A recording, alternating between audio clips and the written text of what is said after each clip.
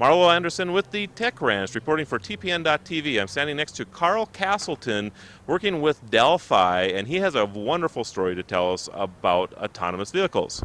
Yeah, so I'm Karl Castleton. I was the lead software developer for the 2005 vehicle you see behind me, and in 2007, the Urban Challenge. This vehicle actually competed in both the 2005 and 2007 challenges. So I'm going to stop you right there, Karl. Can you tell us about what the challenge was at the time? Sure. So in 2005, it was actually really interesting. DARPA gave us a very precise map. Like every 3 meters, they would give you a GPS location, and you had to have a vehicle that would just follow it.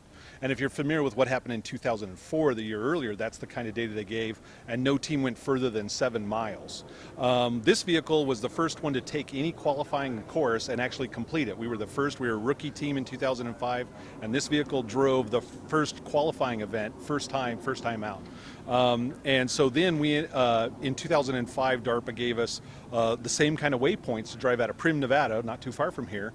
And this vehicle went 21 miles in a race before we had a servo fail, and we ended up just being dead in the middle of the road. It was a painful thing to hear, right?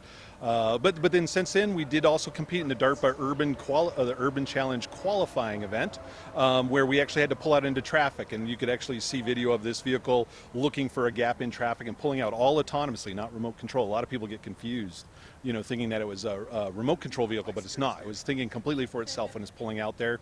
And then now we're doing, some of the later DARPA challenges that we have.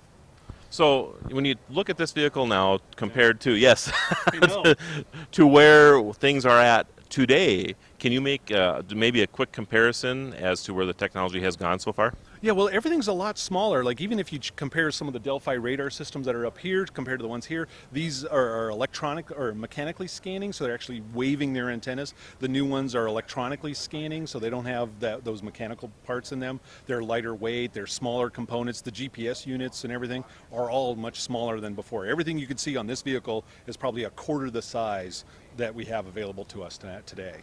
And not to mention the computing power is much greater also. I was going to get to that. Computer power greater and also faster, so it can make decisions faster, correctly? Right. So in fact, our car in 2005 was probably driving on a CPU that was about as powerful as most people's cell phones today. We had about 2 gigahertz of computing power. A couple core Intel processors is what we had. Okay. So in 2007, when you were kind of taking it out into traffic at the time, make the comparison from then to now as far as that technology is going. Yeah, so the computing power is just amazing. I mean, everything is just, it's really the physical size of the thing and the inexpensive thing. This was a very expensive computer we had back in the day. The sensors were all much more expensive, and now all this stuff is much cheaper now too. So, there's components that you could buy as a hobbyist now that before were just out of anybody's price range, and now hobbyists could even do this stuff.